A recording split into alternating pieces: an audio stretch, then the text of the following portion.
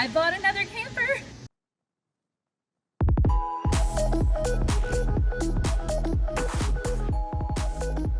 Isn't it cute? Don't panic, it's gonna be okay, I swear.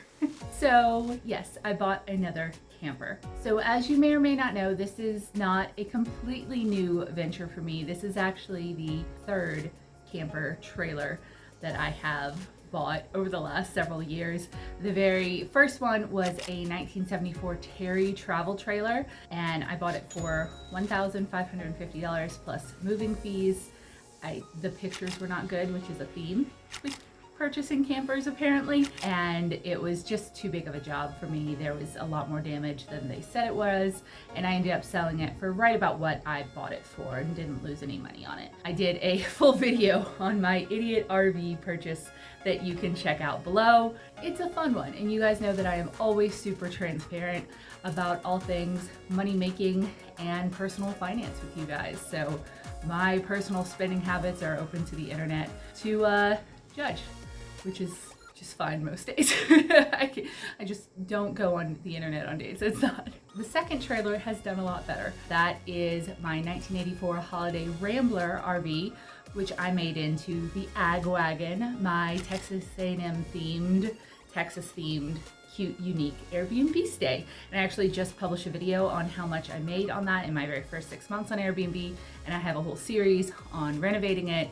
It's actually been exactly a year since I bought the Ag Wagon the day I'm filming this, so that's really fun. It's come a long way, and you can check out all of that below too. For that camper, I paid $4,200 for it, and then spent about 11 grand fixing it up, for a total of about $15,000 all in. So this is my third camper project, and I'll be honest, it was a little bit of an impulse buy. I bought it, this 1972 Sierra Scotty Highlander, sight unseen, and I bought it from an auction site.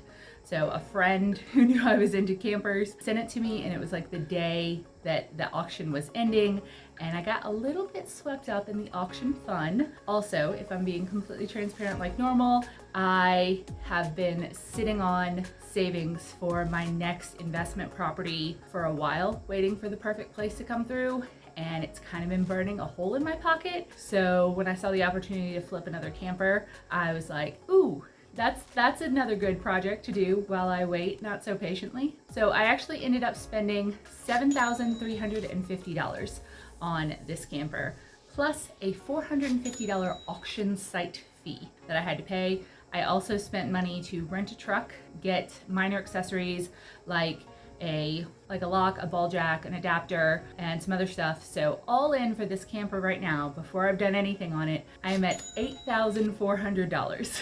It's also been sitting in my driveway for 4 months because I got my new puppy Stella the same day, and I completely forgot how much work new puppies are. My baby! I also bought it in just as things were heating up here in Texas, and it has been far too hot to work on a camper, a metal camper in my driveway. So now that it's getting fall, it's time again. And this is the same time I started on the Ag Wagon reno. So maybe like the fall is just when I do these things. So I would like you guys to come check out this camper with me and honestly help me decide what to do with it. At first I was thinking maybe another little Airbnb unit, but the size is honestly a little bit prohibitive on that. And it's made me think maybe I should flip it and attempt to renovate the inside and then sell it just to someone who wants to use it as a travel camper. A few factoids about this camper. This is a tiny camper. It is 15 feet long, 90 square feet, and it weighs less than 2,000 pounds. It fits inside a parking spot outside of my duplex, like a standard parking spot with plenty of room to spare. I had never actually been inside a camper this small when I bought it. The Ag Wagon is kind of a palace in comparison at 22 feet long and 200 square feet total. This tiny type of trailer is really great for people who want to go camping without the whole on the ground part, but boy is she tiny.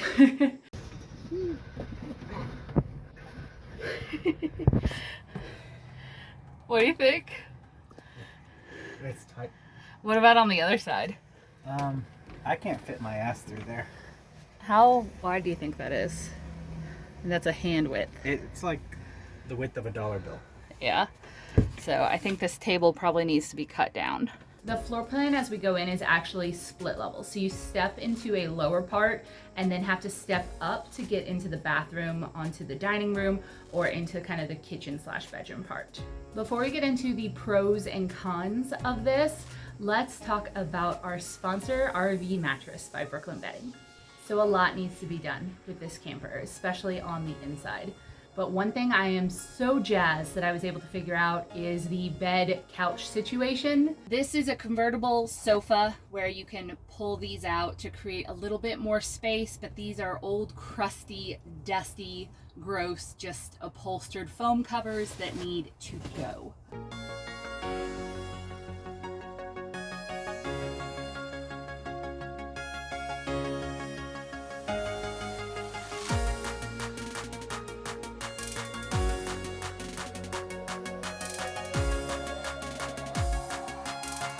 I was so incredibly thrilled when RV Mattress by Brooklyn Bedding reached out and wanted to partner with me on a portion of this project. Having been through the truly awful experience of attempting to find a bed that was the correct size for the ag wagon, and it seems like that would be an easy thing to do, but no.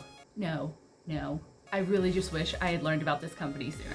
RVmattress.com is a Brooklyn bedding brand known for top-of-the-line quality and comfort. They have an incredible selection of mattresses sized specifically for all the weird spaces and places that beds go in campers, RVs, and travel trailers.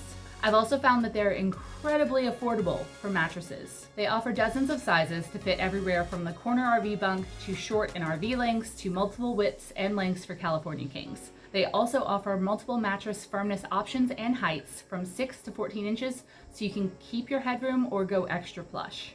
Because sleep affects your mood and your health so much, I think you absolutely deserve a real mattress in any RV, camper, or travel trailer that you're in, not the upholstered foam stuff that is usually found in these vintage ones. They have mattresses that have cooling technology, cater to different types of sleepers for ideal density, for those who want cloud-like contouring, or extra firm support. For the Scotty, I got the Dream Foam Essential Memory Foam Mattress in a 32 by 72 inch RV bunk size, which is the perfect size for this tiny little trailer. I wanted it really plush, so I got a 10-inch depth, which should be super sink-inable and cozy. The mattress is in and it fits perfectly. It is soft, plush, and so much better than those old cushions. I absolutely cannot wait to field test this once the camper is more renoed and ready. I will definitely be reporting back as the camper gets renoed and ready.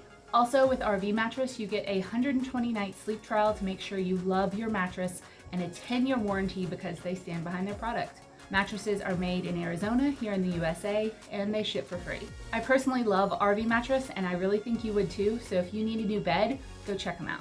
And if you click on the link below, you can save 20% off by going to rvmattress.com/budgetgirl. Now let's talk about the pros and cons of this little camper. The pros, and mostly what I paid all that money for, was that the outside had already been professionally repainted. This was one of the messiest, hardest, toughest jobs that I did with the ag wagon, and it took me close to a week start to finish to strip off all of the old corner seals, caulk, clean the whole thing, and then sand, prep, paint, power wash.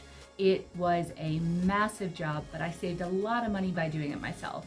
This camper is kind of the opposite of the ag wagon, where the ag wagon, the outside was completely trashed, the inside had been partially redone.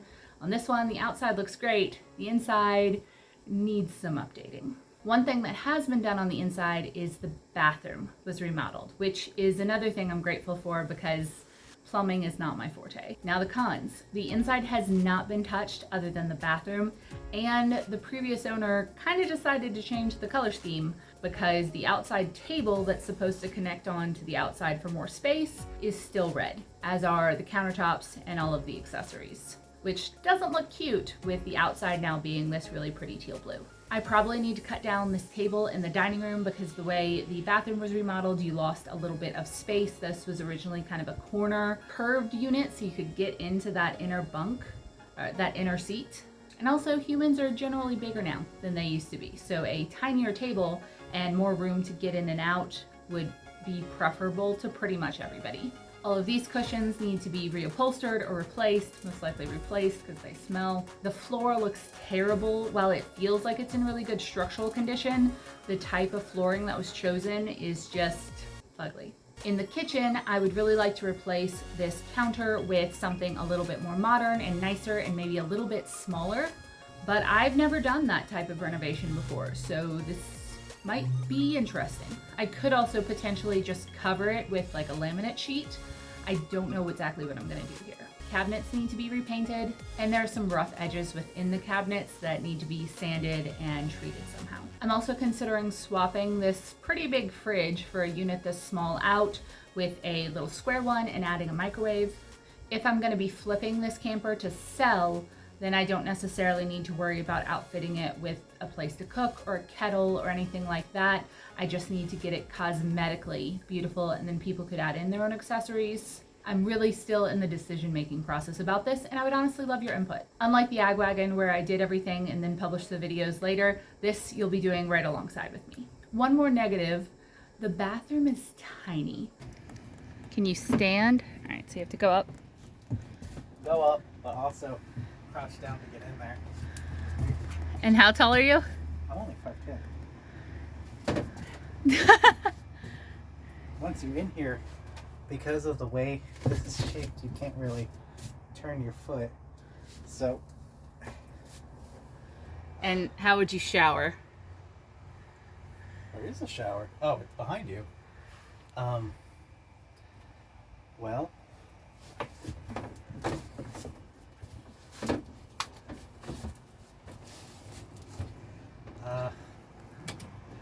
Like this, I guess. Or sitting on the toilet. Yeah, I guess you could sit down and just shower like that. I know people who have camper Airbnbs this small, and they even do pretty well. I just don't know if this is necessarily, I want something within my portfolio, and to have to like maintain and deal with all the questions about it and like kind of teach people how to use it. It's a whole can of worms. Honestly, the biggest negative about this camper is that you either have to back out to exit or really duck your head if you're above maybe like 5'3" or 5'4". When I first picked up the camper in Searcy and walked in and looked around at it on the way out, I smashed my head into the door on the way out, because as you're going in, you're going up into a bigger space, but as you're going out and going down, it's very easy to hit your head. I'm 5'9", 5'11" with the fake space buns, but you can see the issue with the overhead right here. Step down and out. I need to put some sort of padding or a giant sign right here because it is dangerous. Jacob did the same thing, and he actually hit his head so hard that he bled. Another reason potentially not to do the Airbnb thing, because that's just a liability. All right, now will you show us how to get out of the camper? Well, as you can see, you really have to duck down. Well, you made it look easy. Yeah, because I hit my head really bad on there before. And finally, let's talk finances. I put a lot of money into this camper at the jump. It wasn't like the best deal I've ever done. I'm not sure it's a bad deal, but it's definitely not the best deal I've ever done. The costs added up really fast. Even though it was only about $7,000 to purchase it off the site, it just kind of quickly added up on top of that, and it just didn't cost as much for the wagon for some reason. So I definitely need to be on a tighter budget when renovating the inside of this. It is a smaller space, which means logically it should cost less because there are fewer elements to cost money to replace, but I think we all know that that is not always the case. So because I'm already in this for about $8,000, if I were to flip it, I would probably want to sell it for about 10 to 12 to 15 grand, maybe, depending on what I could get for it. I've seen campers like this in that range. Scotty Highlanders are, especially in this really unique shape that it has, are kind of a name brand model in the world of vintage campers. Them and Shastas have a very unique look that you can't really get anymore, and they were a little pricier to begin with than like the Holiday Rambler line. So there's potential that I could get more money for this once I have it completely renovated and looking very cute for a buyer that just wants to be able to hook up and roll. I'm very grateful that the framing and the outside of this are in such good shape, and I have looked at it intensely and I can't find any leaks. It's been through, we had it inspected before we bought it, and it's in really good shape other than the cosmetics and aesthetics, which is where I shine. I would really love to know what you think that I should do with this camper. If you have any ideas, I'm open to all of them. I want to make it cool, and this is going to be another fun project while I wait for my next property. Thank you again to RV Mattress by Brooklyn Bedding for sponsoring this video. Once again, if you would like to get an awesome, really comfortable mattress for an RV, a travel trailer, or even for just a regular bed, they do those too. And you can go to rvmattress.com/budgetgirl to check them out. I look forward to hearing all of your opinions, and I will see you guys next time.